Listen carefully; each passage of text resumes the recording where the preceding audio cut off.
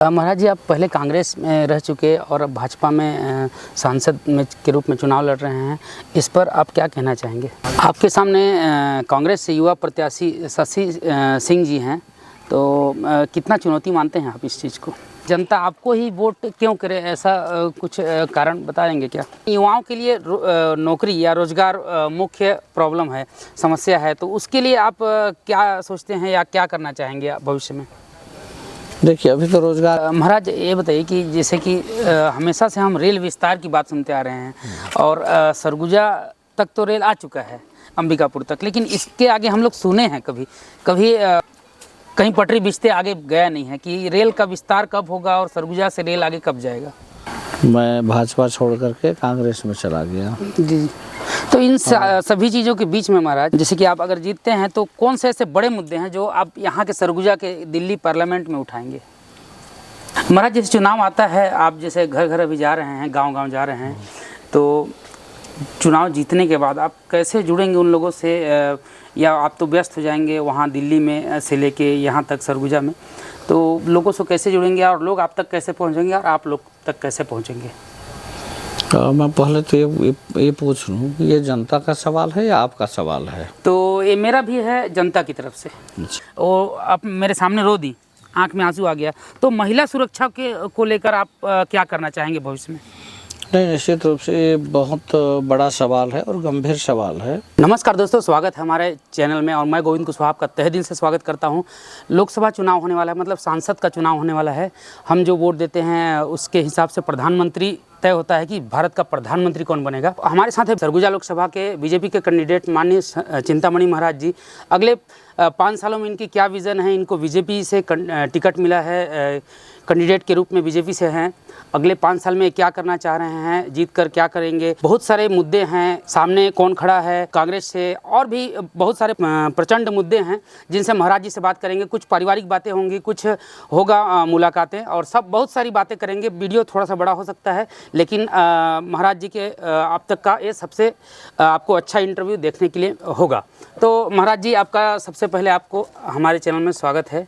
आपका तहे दिल से स्वागत है। आपको नमस्कार और आपके सभी दर्शकों को भी मेरा सादर प्रणाम। महाराज, सरगुजा ही नहीं, पूरे छत्तीसगढ़ के लोग या छत्तीसगढ़ से बाहर के लोग भी आपको भली भांति जानते हैं, लेकिन फिर भी आप अपने शब्दों में अपना परिचय देंगे तो कैसे देंगे? मैं तो एक साधारण किसान हूँ। मुझे पिताजी निश्चित रूप से एक समाज के लिए, बहुत बड़े समाज के लिए काम करने वाले थे, समाज सुधार का, और सरगुजा, जसपुर, रायगढ़ और झारखंड का कुछ क्षेत्र और उड़ीसा का भी, इन क्षेत्रों में समाज सुधार के लिए वो बहुत बड़ा काम किए हैं। उनके परिवार से हूँ, उनका द्वितीय पुत्र भी हूँ।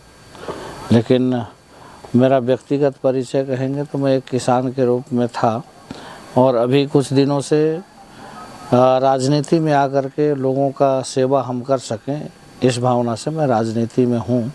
यही मेरा परिचय है। महाराज जी, आपका जन्म कहाँ हुआ और प्रारंभिक शिक्षा दीक्षा कहाँ हुई, मतलब छोटा सा जीवन परिचय हो जाए। मेरा जन्म तो श्रीकोट, अगर उसको अविभाजित सरगुजा कहें जी जी, तो अविभाजित सरगुजा, और अभी वर्तमान में बलरामपुर जिले के श्रीकोट गांव है। जी जी, वहाँ पूज्य पिताजी बहुत पहले आए थे, लगभग 54-55 के आसपास। जी जी, उस क्षेत्र में काफ़ी धर्मांतरण हो रहा था। उसके साथ साथ वहाँ के लोगों का जो जीवन शैली था जी, वो बिल्कुल ही अलग था। न उनको खाने में कुछ अच्छा चीज़ खाएं या बढ़िया खेती करें, इस तरह का कुछ था नहीं। जी जी जी, तो वहाँ पर जाकर के लोगों को स्नान करने से लेकर के, शौच जाने से लेकर के, खेती करने तक का सारी चीज़ों को लोगों को करके दिखाए। और आज जो उनके अनुयायी हैं, उनके घर में सफ़ेद ध्वज मिलेगा, तुलसी का चबूतरा होगा, और आज उनको भगवान के रूप में ही मानते हैं। जी, तो वहाँ जब पिताजी गए तो वहाँ श्रीकोट में ही हमारा जन्म हुआ, और मेरा कर्मस्थली भी श्रीकोट में ही है। जी, और वहीं लोकल में ही मेरा शिक्षा दीक्षा भी हुआ। जी जी, तो 6वीं तक तो मैं शासकीय स्कूल में पढ़ा। इसके बाद अपने यहाँ संस्कृत विद्यालय जी पूज्य पिताजी के द्वारा खोला गया था, तो उसी संस्कृत विद्यालय में हम अध्ययन किए। थोड़ा उत्तर मध्यमा के लिए हमको सामरबार जाना पड़ा, वो भी अपना ही विद्यालय है, क्योंकि छत्तीसगढ़ में संस्कृत का विद्यालय और नहीं है, महाविद्यालय जी जी अपना संस्था का ही महाविद्यालय है, तो वहीं अपना शिक्षा दीक्षा तो महाराज चिंतामणि महाराज जी बोलते हैं आपको, तो ये महाराज का क्या कहानी है, हमारे दर्शकों को थोड़ा बताएंगे। महाराज आपके नाम के साथ कब जुड़ा? नहीं, ये महाराज मेरे नाम के आगे केवल नहीं है, अपने संस्था में जी जी जी जैसे आप जाएंगे जी जी तो हम लोग अभिवादन में नमस्ते प्रणाम जो बोलते हैं, जी, जी, अपने संस्था में ये है, जी जी हम लोग शरण महाराज बोलते हैं। जी जी जी और आजकल तो नमस्ते प्रणाम करने का भी अलग तरीका हो गया, नया नया तरीका। जी जी अपने यहाँ जी जो भी अपने संस्था से जुड़े हैं, हाँ आप जाएंगे, पता चला कि आप अंबिकापुर से आए हैं जी या और कोई भी गया, तो अभिवादन में हम लोग जब, जैसे मैं आपको प्रणाम नमस्ते कर रहा हूँ तो मैं शरण महाराज बोलूँगा, जी जी तो आप भी शरण महाराज बोलेंगे, हम भी शरण महाराज बोलेंगे। जी जी ये महाराज अपने यहाँ वो परंपरा में है, मतलब सभी के नाम के आगे महाराज लगाया ही जाता है। जी जी आपकी राजनीति की शुरुआत कहाँ से हुई और आप राजनीति में कैसे आए? वैसे राजनीति का शुरुआत कहेंगे तो पिताजी के पास साधु संत भी आते थे, बड़े राजनेता भी आते थे, तो उस समय लगभग उनके सेवा में उनको चाय पिलाना है, नाश्ता कराना है, तो लगभग मैं ही रहता था। और ऐसे धीरे धीरे राजनीति में थोड़ा सा मेरा रुचि भी बढ़ा। जी जी लोगों के दुख सुख में राजनीति में नहीं रहने के बाद भी जी कोई भी छोटा मोटा समस्या हो तो जाकर के उसका समाधान करना, ये सब मेरा शुरू से था। 2003 में जी अटल जी का यहाँ प्रवास हुआ था जी अंबिकापुर, जी और उस मंच में सिर्फ 3 ही लोग बैठे थे। बीच में माननीय अटल बिहारी जी थे, और एक तरफ लरंग साय जी थे, और एक तरफ मैं था। 3 लोग मंच पर थे, और उसी समय से लोगों के मन में ये बात आ रहा था कि लरंग साय जी के विकल्प के रूप में इनको देखा जा रहा है। जी और इसके बाद 2004 में संस्कृत बोर्ड का चेयरमैन का जिम्मेदारी मिला, और संस्कृत के लिए बहुत काम करने का अवसर मिला। उसमें मेरे से जितना बन पड़ा, जो ज़मीनी स्तर का काम था वो मैं पूरा किया, जी लेकिन इसके बाद भी संस्कृत के लिए काम करने के लिए बहुत समय का भी आवश्यकता है, बहुत काम का भी आवश्यकता जी है। जी जी मैं अपने कार्यकाल में जितना कर सका उतना किया, और आगे बहुत करने का है। इसके बाद कुछ ऐसा विषय आ गया कि मैं भाजपा छोड़ करके कांग्रेस में चला गया। जी तो इन सभी चीज़ों के बीच में महाराज, बीच में रोकना चाहूँगा, मैं क्षमा चाहता हूँ, राजनीतिक गुरु आप किसको मानते हैं पूरे जीवन काल में?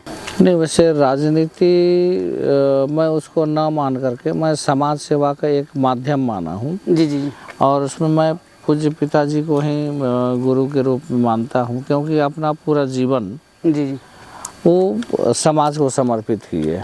जी जी उनके बराबर तो हम नहीं हो सकते। जी जी वो जो किए उसका अगर तुलना हम करेंगे तो वो आकाश में है तो हम पाताल में है, इतना अंतर है। जी लेकिन हमारा प्रयास है कि हम लोगों के दुख सुखों में हम साथ रह सकें। उन्हीं से हमको प्रेरणा मिली, और मतलब उन्हीं को राजनीतिक गुरु हाँ, मानते हैं, पारिवारिक गुरु या अपना धर्म के अनुसार गुरु, उन्हीं को मानते हैं सभी तरह से। चूँकि चुनाव आने वाला है, अब कुछ चुनाव की बातें की ओर चलते हैं। केंद्रीय नेतृत्व ने, भाजपा ने आप पर भरोसा जताया, आपको टिकट दिया, इस पर प्रतिक्रिया आपका लेना चाहे तो क्या प्रतिक्रिया होगा? इसके लिए मैं सबसे पहले तो हमारे जो केंद्रीय नेतृत्व हैं, जिसमें हमारे देश के प्रधानमंत्री आदरणीय नरेंद्र मोदी जी, आदरणीय अमित शाह जी, JP नड्डा जी, आदरणीय ओम माथुर जी, और हमारे प्रदेश के नेतृत्व में हमारे मुख्यमंत्री विष्णुदेव साय जी हैं, और सभी वरिष्ठ जो भारतीय जनता पार्टी के लोग हैं, मैं उनको सभी को धन्यवाद देना चाहूँगा। और हमारे ज़िले के सभी को भी मैं धन्यवाद देना चाहूँगा कि आज मेरे ऊपर विश्वास किए और आज इस लायक हमको समझे कि लोकसभा का प्रत्याशी हमको बनाया गया। और इसमें मैं कोशिश करूँगा जिस तरह से मेरे ऊपर भरोसा किया गया है मैं उस पर खरा उतर सकूं, इसके लिए मेरा पूरा प्रयास रहेगा। महाराज जी, आप पहले कांग्रेस में रह चुके और अब भाजपा में सांसद में के रूप में चुनाव लड़ रहे हैं, इस पर आप क्या कहना चाहेंगे? हमको सेवा के लिए प्लेटफार्म का आवश्यकता था। जी जी।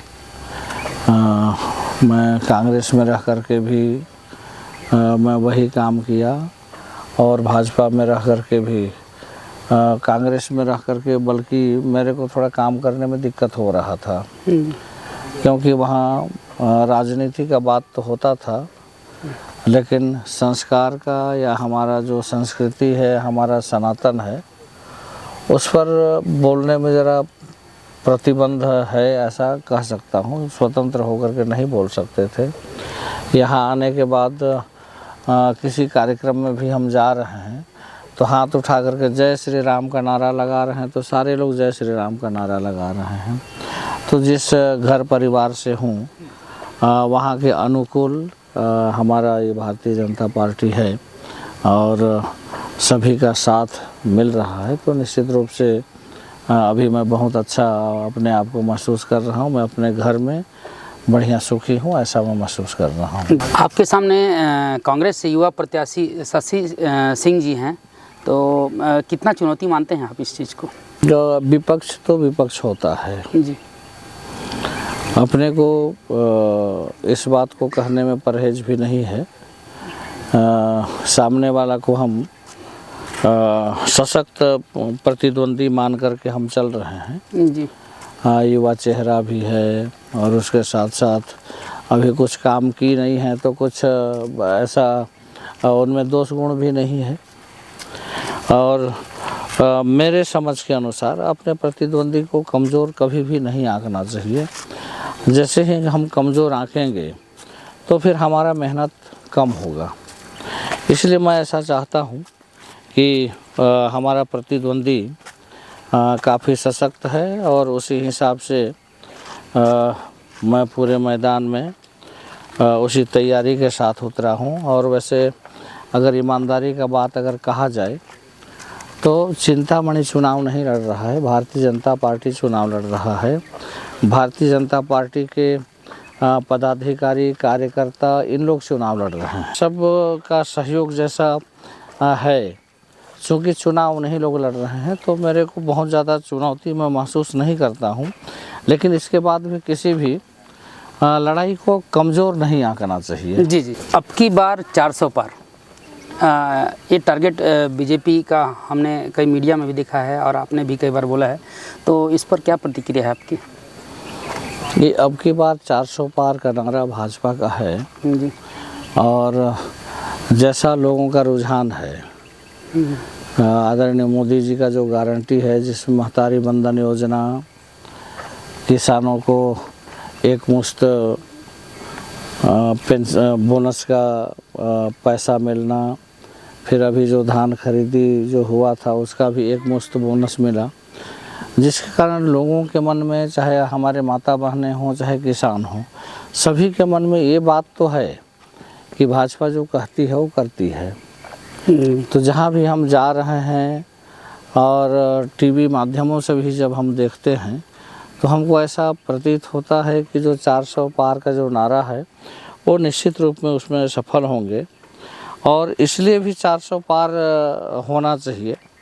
अगर हम पूर्ण बहुमत के साथ सरकार में आएंगे तो संविधान में बहुत सारे ऐसे चीज़ हैं जो कहीं ना कहीं परिवर्तन, उसमें संशोधन करने का आवश्यकता होगा। वो संशोधन तब हो सकता है जब हम पूर्ण बहुमत की सरकार में रहेंगे। जी जी। आप महाराज पहले कौन कौन सा चुनाव लड़ चुके हैं और अब तक कितनी बार चुनाव लड़ चुके हैं? मैं तो चुनाव तो वैसे 3 बार लड़ा हूँ जी। ये चौथा है। एक बार निर्दलीय चुनाव लड़ा था और दूसरा बार कांग्रेस से लुंड्रा से विधानसभा लड़ा था और तीसरा सामरी से, और अभी भारतीय जनता पार्टी के तरफ से लोकसभा का चुनाव मैं नहीं लड़ रहा हूँ, जनता पूरी जनता लड़ रही है, जैसा कि पूरा आपने पहले जनता बताया। लड़ रही जनता के बीच आप किन किन मुद्दों को लेकर जा रहे हैं, या जनता आपको ही वोट क्यों करे, ऐसा कुछ कारण बताएंगे क्या? अभी तो मैं घूम रहा हूँ तो बहुत सारे मुद्दे आ रहे हैं, जिसमें मैं जो महसूस कर पा रहा हूँ, बहुत सारे मुद्दे हैं जिसमें एक तो राज्य स्तर का है, लेकिन हमारे स्तर का लोकसभा स्तर का अगर देखा जाए तो रेलवे का विकास है। जी रेलवे का अगर विकास होगा, हवाई यात्रा बढ़ेगा, जी, तो निश्चित रूप से यहाँ उद्योगपति आएंगे, और उद्योगपति आएंगे तो यहाँ जो हमारे युवा अपने आप को बेरोजगार महसूस करते हैं, कहीं ना कहीं उनको रोजगार मिलेगा। और आपको बता दूं, ये जो दरमा हवाई पट्टी है, वहाँ पर मेरे को तारीख ठीक से ध्यान नहीं आ रहा है, लेकिन 14 या 15 मार्च को वहाँ का हवाई यात्रा के लिए लाइसेंस जो मिलना चाहिए था वो मिल महाराज, गया। आप जैसे कि बताया हवाई पट्टी के बाद सरगुजा कई सालों से वंचित रहा है हवाई यात्रा से, और हर बार लाइसेंस हो रहा है, ये हो रहा है, वो हो रहा है करके सब कुछ होता है, लेकिन यहाँ से विमान चालू नहीं होता है, और विमान चालू अभी तक नहीं हुआ है, और कहाँ अगर होगा तो कहाँ पर होगा? नहीं, देखिए,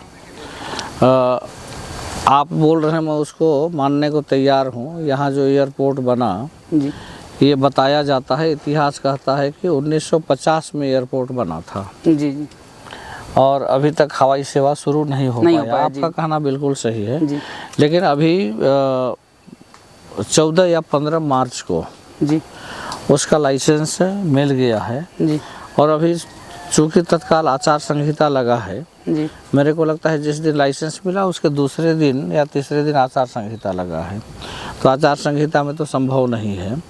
और आचार संहिता ख़त्म होते ही वो हवाई यात्रा यहाँ तत्काल चालू होगा, इसमें कोई दो मत नहीं है।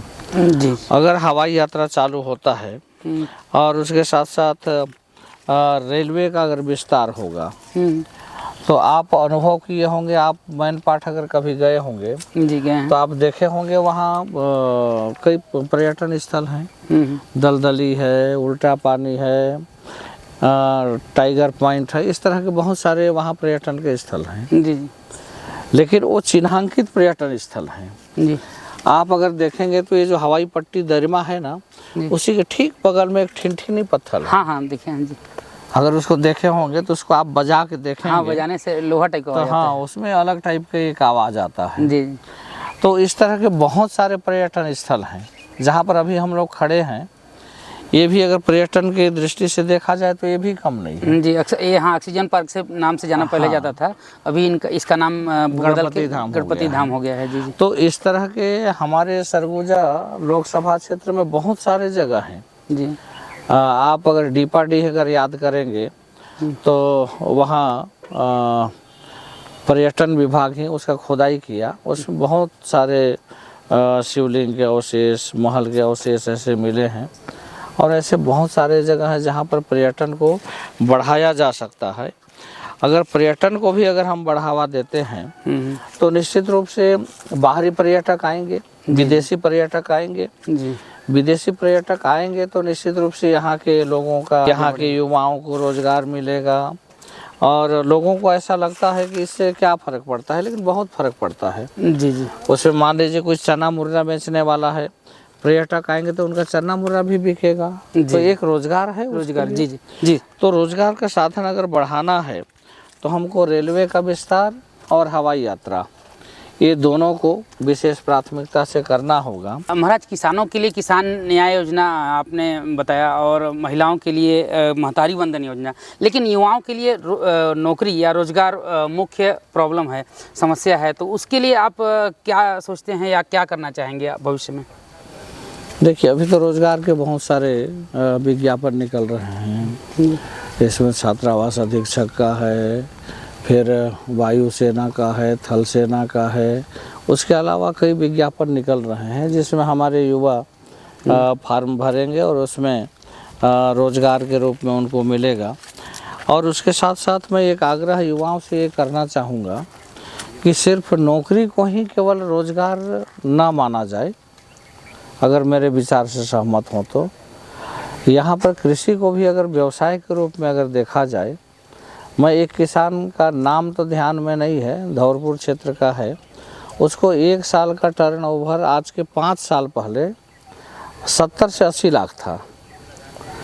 तो अगर हमारे बेरोजगार जो युवा साथी हैं, अगर किसानी को भी, खेती को भी अगर रोजगार की दृष्टि से अगर करें तो वो भी कोई बड़ी बात नहीं है, उसमें भी लाभ लिया जा सकता है। फिर हमारे युवाओं को ये भी समझना पड़ेगा कि रोज़गार किन किन क्षेत्रों में खोजें, सिर्फ नौकरी मिलना रोज़गार है या फिर और अन्य संसाधन हैं। आज अगर खेल के क्षेत्र में देखेंगे तो खेल के क्षेत्र में भी बहुत अच्छे अच्छे वैसे प्लेयर हो रहे हैं जिनका नाम भी हो रहा है और रोज़गार भी, उनको अच्छा पैसा भी मिल जा रहा है। जी महाराज, सरगुजा में एम्स आते आते रह गया। आप चूँकि लोकसभा सांसद चुनाव लड़ रहे हैं, अगर सांसद बन जाते हैं तो एम्स के लिए क्या प्रयास रहेगा आपका? मैं जो महसूस किया, कई ऐसे गंभीर बीमारी आते हैं जिसको तत्काल अंबिकापुर से रायपुर रिफ़र किया जाता है।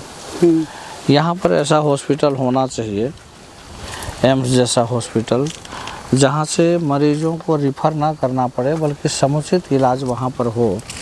क्योंकि यहाँ से अगर आप दूरी देखेंगे तो बिलासपुर भी जाएंगे तो 200-225 किलोमीटर हो रहा है, फिर रायपुर जाएंगे तो 350 किलोमीटर के लगभग है, इधर रांची जाएंगे तो भी 250-300 किलोमीटर है, बनारस जाएंगे तो भी उतना दूरी है।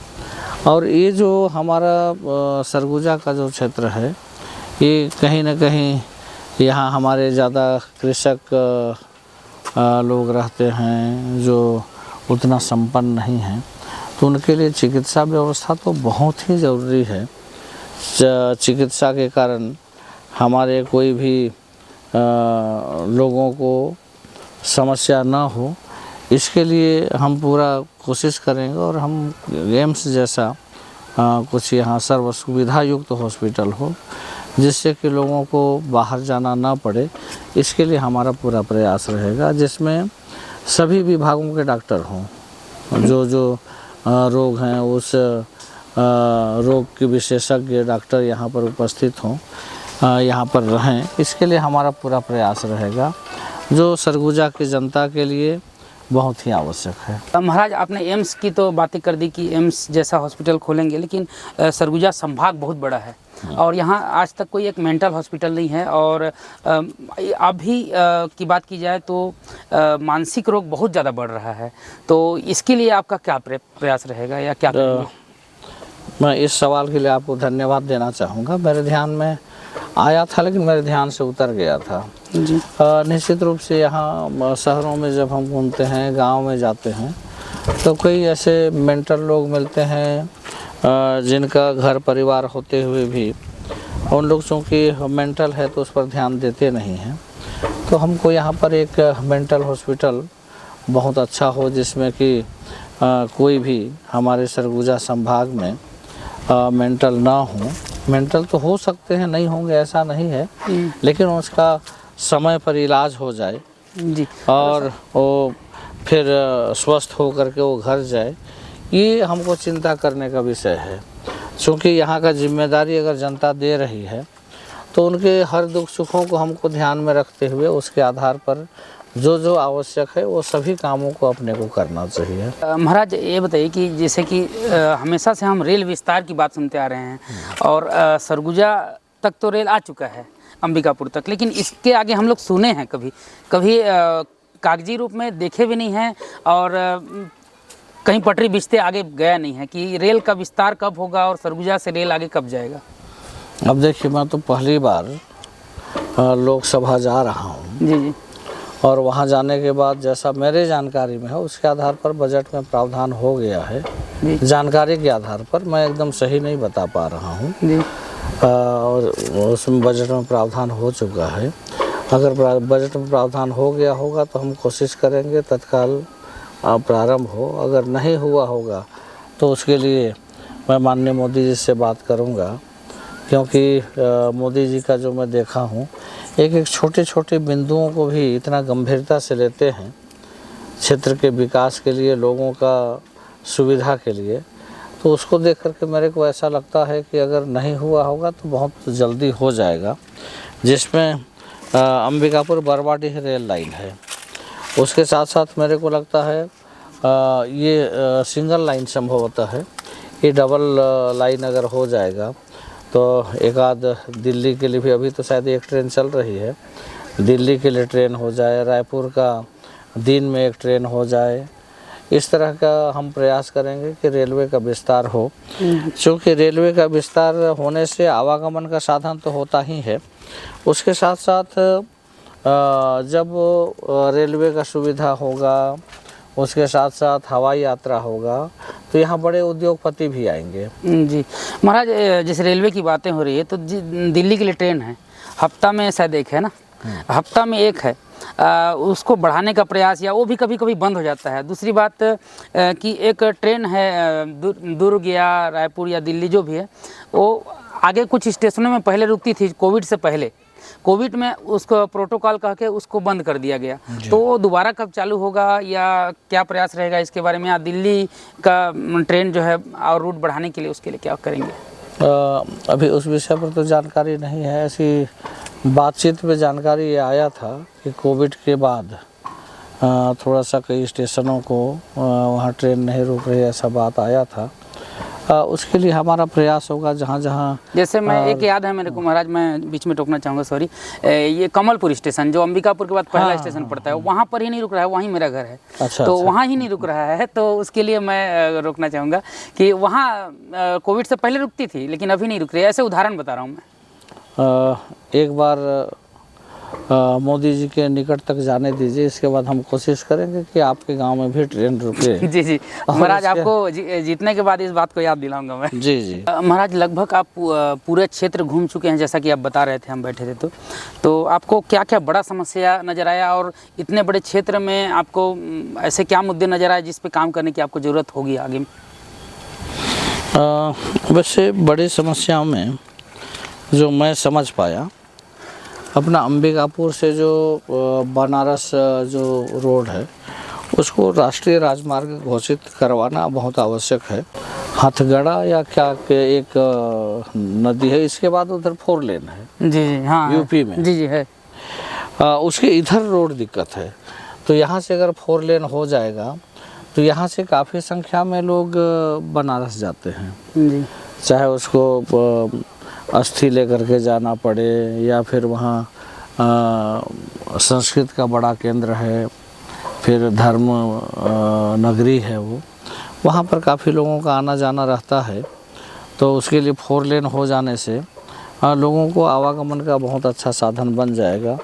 ये अपना पहला प्राथमिकता होगा। इसके साथ साथ अभी क्षेत्र में घूम रहा हूँ तो कई जगह कई तरह के विषय आएंगे। अभी जो विषय आए हैं उसके हिसाब से बात कर रहा हूँ। जी, आगे जो जो विषय आएंगे जो महत्वपूर्ण है और सेंट्रल लेवल का है, वो सभी कामों को हम प्राथमिकता से कराएंगे। जी, जैसे कि आप अगर जीतते हैं तो कौन से ऐसे बड़े मुद्दे हैं जो आप यहाँ के सरगुजा के दिल्ली पार्लियामेंट में उठाएंगे?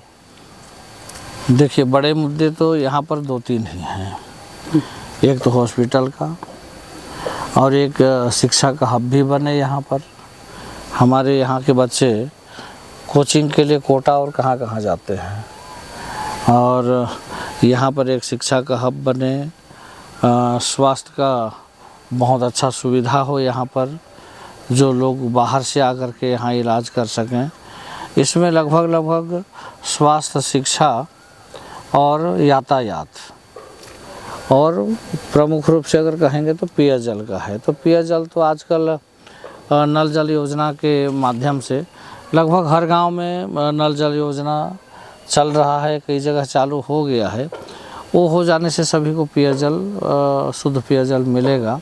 तो हमारा प्राथमिकता स्वास्थ्य, शिक्षा और यातायात, ये 3 विषय होंगे जिसके लिए हम प्रमुखता से काम कर रहे हैं। यातायात आप याद दिलाए महोदय, बहुत अच्छा पॉइंट।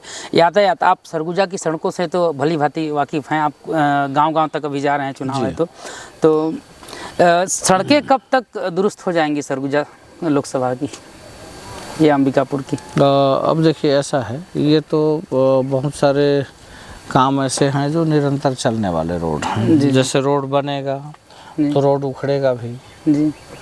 तो जैसा उसका मापदंड रहता है जी। जैसे कोई ठेकेदार काम किया तो रोड इतने साल तक वो उसका जिम्मेदारी है उसको मेंटेनेंस करना। तो जहाँ इस तरह का है वो मेंटेनेंस होता रहा है और आगे जहाँ जहाँ पर रोडों का आवश्यकता है, मैं निश्चित रूप से आपके बातों को खंडन नहीं कर रहा हूँ, मैं स्वीकार रहा हूँ।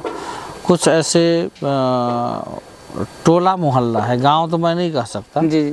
ऐसे टोले मोहल्ले हैं जहाँ जो आज भी पहुँच विहीन हैं। कभी कभी हम लोग पेपरों में देखते हैं, आप लोग के माध्यम से देखते हैं कि फला गांव में एक बीमार मरीज था, उसको खाट में ढो के लाना पड़ा। जी। इस तरह के कुछ टोले मोहल्ले हैं, उसको चिन्हांकित करके हम कोशिश करेंगे कि हमारा ग्राम पंचायत तो सड़कों से जुड़ गया है, लेकिन जो टोले मोहल्ले हैं वो भी जुड़ जाए, जिससे कि वहाँ तक गाड़ी अगर चली जाए तो लोगों को आवागमन के साथ साथ कई विकास के काम भी होते हैं। तो हमारा प्रयास होगा कि गांव तक, टोले मोहल्ले तक हम पहुंच विहीन जहां है उसको पहुंच मार्ग बना दें। जी महाराज, जैसे चुनाव आता है, आप जैसे घर घर अभी जा रहे हैं, गांव-गांव जा रहे हैं, तो चुनाव जीतने के बाद आप कैसे जुड़ेंगे उन लोगों से, या आप तो व्यस्त हो जाएंगे वहाँ दिल्ली में से लेके यहाँ तक सरगुजा में, तो लोगों से कैसे जुड़ेंगे और लोग आप तक कैसे पहुँचेंगे और आप लोग तक कैसे पहुँचेंगे? मैं पहले तो ये पूछ लूँ कि ये जनता का सवाल है या आपका सवाल है? तो ये मेरा भी है, जनता की तरफ से। अच्छा, हाँ, मैं कई जगह गया हूँ, ये सवाल मेरे पास भी आया है। जी। लेकिन अभी तक मैं 2 कार्यकाल विधायक का रहा। जी। मैं ऐसा प्रयास किया कि मैं लोगों तक पहुँचूँ, लोग हम तक भी आएँ, लेकिन अगर ज़्यादा संख्या में लोगों को हम तक आना है तो हम लोगों तक चले जाएं, ऐसा मेरा प्रयास रहा है। चूँकि लोकसभा क्षेत्र बड़ा एरिया है जी, तो हर जगह हम बिल्कुल समय समय पर पहुंच जाएंगे ये तो संभावना कम रहेगा जी। लेकिन हमारा ऐसा प्रयास रहेगा कि लोगों को मेरे को खोजना नहीं पड़ेगा, मेरा अंबिकापुर में निवास रहेगा और बीच बीच में जैसे ही मेरे पास समय रहेगा मैं लोगों के बीच में जा कर के वहीं मिलूँगा, ऐसा मेरा प्रयास रहेगा। क्योंकि सांसद अगर जनता बना रही है तो अब हमारा व्यक्तिगत जीवन नहीं रह गया, ये समाज का जीवन हो गया जी। तो समाज का जीवन है तो हम प्रयास ये करेंगे कि लोगों को हमसे मिलने ना आना पड़े, हम जा कर के लोगों से मिल सकें। मतलब आम जनता को तक आप उपलब्ध रहेंगे? सहजता से हम उपलब्ध रहेंगे। जी। महाराज, लगभग हमने सब क्वेश्चन पूछने का प्रयास किया है, कुछ छूट गया होगा तो आप लोग कमेंट में कर दीजिएगा। और अगर चुनाव जीत जाते हैं तो आपकी पहली प्रतिक्रिया क्या होगी? चुनाव जीतने के बाद सबसे पहले तो मैं जनता को जो हमको सांसद के रूप में चुनेगा उस जनता को पहले मैं धन्यवाद ज्ञापित करूंगा और केंद्रीय नेतृत्व जो मेरे ऊपर भरोसा करके और उस लायक बना रहे हैं उसके लिए भी मैं उनको धन्यवाद करूंगा। और हमारा ऐसा प्रयास रहेगा कि जैसे ही हम उस पद पर पहुँचें और लोगों को त्वरित जो भी हम सेवा दे सकें वो हमको तुरंत सेवा देने का हम कोशिश करेंगे। महाराज, हमने आपके कार्यालय में जब आपका इंतज़ार कर रहे थे तो देखा कि एक महिला आई और बताई कि हम लोग के साथ ऐसा ऐसा प्रॉब्लम है, और आपने तुरंत माननीय अंबिकापुर विधायक राजेश अग्रवाल जी को कॉल लगा के उनका समस्या सुना। ये ना पूछा कि आप कहाँ से हैं, कौन हैं, ये सब नहीं पूछा, आपने तुरंत तत्काल कार्रवाई किया। ऐसा भी आगे जारी रहेगा या आगे कुछ और होगा? नहीं, मेरा शुरू से ऐसा प्रयास रहता है। अक्सर राजनीति क्षेत्र में होता क्या है, जैसे कोई समस्या आया जी तो हम बोलेंगे ठीक है हम देख लेंगे जी, लेकिन वो बाद में देखते बनता नहीं है क्योंकि बाद तक तो कोई विषय आ गया जी। तो हमारा शुरू से ऐसा प्रयास रहा है कि जो भी विषय आए उसका त्वरित निराकरण हो। हम बोल दें और सामने वाले को ये भी बता दें कि हम अधिकारी से हम बात किए हैं और उनके तरफ से ये जवाब मिला है, अगर इतना दिन में आपका काम नहीं हो रहा है तो आप पुनः मेरे को बता दीजिए।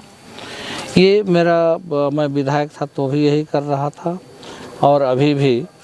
हाँ, वो तो एक उदाहरण आप अपने सामने देख पाए। जी जी ऐसा रोज होता है। जी। एक उदाहरण और बता रही थी, यहीं एक मैम बैठी थी कि एक महिला पर एफआईआर होने वाला था, झूठा शायद एफआईआर कुछ होने वाला था, उसको भी आपने महिला सुरक्षा के तहत बचाया और शायद आग्रह किया थाना में कि पूरा जानकारी ले लें उसके बाद ही एफआईआर करें। ऐसा कुछ हुआ था क्या? हाँ, नहीं, ये विषय आया था, उनके ऊपर अनावश्यक परेशान किया जा रहा था जी। और एक चीज़ मेरे को भी ज़रा इस बात को सोच के तकलीफ़ होता है, महिलाएं अक्सर। हाँ, इसी में क्वेश्चन है मेरा एक, सरगुजा की महिलाएं सुरक्षित नहीं है, महिला बहुत परेशान है।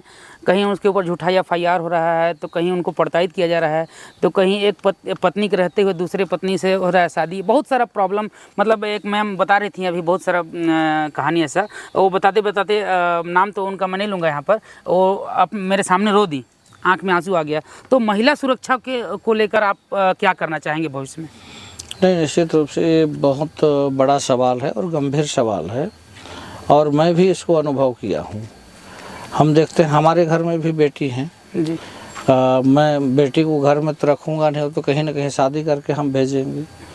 वहाँ जाने के बाद ससुराल वाले उसके साथ किस तरह से व्यवहार कर रहे हैं, और ससुराल में तो उनका पति या उनका सास ससुर वही मेन है, वहाँ तो और कोई नहीं है। अगर वहाँ पर अगर प्रताड़ित होगी हो तो किसके पास जाएगी? और मैं महिलाओं में देखता हूँ जो सहन शक्ति होता है वो सारा चीज़ होने के बाद भी अपने माँ बाप को शायद ही बताते हैं जी। तो इस तरह का जो घरेलू प्रताड़ना भी होता है, या फिर उसके लिए अगर न्याय के लिए अगर वो थाने में जाते हैं, कोर्ट में जाते हैं, तो उनको जिस तरह के सामना करना पड़ता है, जिस तरह के उनके साथ व्यवहार किया जाता है, उसको देख करके काफ़ी तकलीफ़ होता है। और मेरा प्रयास होगा अगर इसमें हम कुछ सुधार ला सकें तो हमारे लिए बड़ी बात होगा। तो इस तरह के जो महिलाओं पर प्रताड़ना और उनके साथ जो बदसलूकी होता है ना, मेरे को भी मैं मन से उसके लिए खेद व्यक्त करता हूँ। मेरे को तकलीफ़ भी होता है क्योंकि हमारी भी एक श्रीमती थी, वो गुज़र गई। तब से मेरे को भी ऐसा महसूस हुआ जब महिलाएं आती हैं तो उनका पति ही सब कुछ होता है और सास ससुर ही उनके माता पिता होते हैं। अगर उसके साथ अगर ऐसा व्यवहार ना हो तो आखिर वो जाएगी कहाँ? अगर वो कोर्ट में जाती है तो कोर्ट में भी उसके साथ वही व्यवहार होता है जो उसके साथ घर में होता है। तो ना उसको घर में कोई समाधान मिल रहा है, ना कोर्ट में समाधान मिल रहा है। अगर ऐसा है तो कैसा कानून है? इस तरह के जो कानून है, मैं इसीलिए बोल रहा हूँ, जो मोदी जी का 400 पार का नारा है, अगर वो 400 पार का नारा में हम सफल हुए, बहुमत से सरकार बनेगी, तो बहुत सारे ऐसे संविधान में परिवर्तन करने का जो मामला होगा उसको परिवर्तन करेंगे और जो महिलाओं को उनको न्याय मिले, उनको सुविधा मिले, या और अन्य भी कुछ बहुत सारे विषय हैं जिसके लिए काम करने का आवश्यकता है, तो उसमें संशोधन करना होगा संविधान में। तो उसके लिए 400 पार होने से ही हम कर पाएंगे जी। तो अपने को 400 पार भी करना है और जो भी महिलाओं के लिए और जो भी शोषित हैं, पीड़ित हैं, उनके लिए हम अच्छा से अच्छा कुछ ऐसा कानून बना सकें जिससे कि वो उनको कहीं भी भटकने का ज़रूरत न पड़े। महाराज, सरगुजा की लोकसभा सीट एक ऐसी सीट रही है जो दिल्ली के राजनीति को भी प्रभावित करती रही है और हमेशा से यहाँ का दबदबा दिल्ली में रहा है। क्या आप चुनाव जीतते हैं तो मंत्री पद से नवाजा जाएगा या क्या मंत्री पद मिलेगा? मेरे को तो अभी सांसद का उम्मीदवारी मिल गया, हमको प्रत्याशी बना दिया गया, ये हमारे लिए सबसे बड़ी बात है। और अगर केंद्रीय नेतृत्व को अगर ऐसा लगेगा कि नहीं इस लायक है और अवसर अगर ऐसा मिलेगा तो हम कोशिश करेंगे कि मोदी जी के नक्शे कदम पर चल पाना तो बहुत मुश्किल काम है, क्योंकि जितना स्पीड है शायद उससे हम लोग का स्पीड बहुत कम रहेगा, लेकिन हम प्रयास करेंगे अगर ऐसा जिम्मेदारी मिलेगा तो हम ईमानदारी के साथ उस जिम्मेदारी को निभा सकें। लेकिन ये केंद्रीय नेतृत्व के ऊपर है। मैं तो कोई मांग नहीं करता, मेरे को तो लोकसभा का टिकट दे दिए, यही मेरे लिए सबसे बड़ी बात है। महाराज, हमारी चैनल के माध्यम से सरगुजा लोकसभा की जनता को और यहाँ की आम जनता को क्या संदेश देना चाहते हैं, ये अंतिम प्रश्न है मेरा। अभी नवरात्र चल रहा है और नवरात्र जब शुरू होता है तो इसको हम लोग नववर्ष मानते हैं जी। 1 जनवरी वाला जो नववर्ष है और ये नवरात्र जो नववर्ष होता है, दोनों में बहुत अंतर होता है।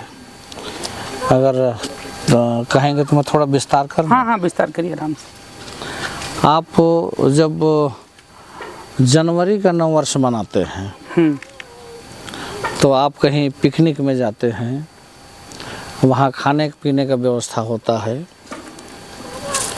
और अगर हम ये जो हमारा भारतीय संस्कृति का जो नववर्ष है, इस नववर्ष में हम कहाँ खाने पीने जाते हैं? मंदिरों में। नववर्ष जब शुरू होता है तो सबसे पहले माता रानी के पास हम प्रणाम करने जाते हैं। ये हमारे दोनों नववर्ष में अंतर है। तो इस नववर्ष में चूँकि 3 दिन तो बीत गया है, लेकिन नववर्ष भी चालू है, तो इसलिए नववर्ष का हमारे लोकसभा के और पूरे छत्तीसगढ़ के सभी दर्शकों को नववर्ष की ढेर सारी शुभकामनाएं देना चाहूँगा। और नवरात्र का आज 3रा दिन है। माता रानी से मेरा प्रार्थना होगा कि हमारे सरगुजा क्षेत्र के जो लोकसभा क्षेत्र के हमारे जितने भी लोग हैं और छत्तीसगढ़ के लोग हैं, सभी के लिए माता जी का आशीर्वाद बनी रहे, उनका छत्र छाया पूरे हमारे छत्तीसगढ़ पर बनी रहे, हमारे लोकसभा पर बनी रहे, यहाँ लोग सभी सुखी और संपन्न रहें, यही हम माता जी से प्रार्थना करते हैं। और माता जी का इस नवरात्र में कृपा का बरसात हो रहा है, उस बरसात को अनुभव करने का चीज़ है। जो अनुभव कर रहे हैं उस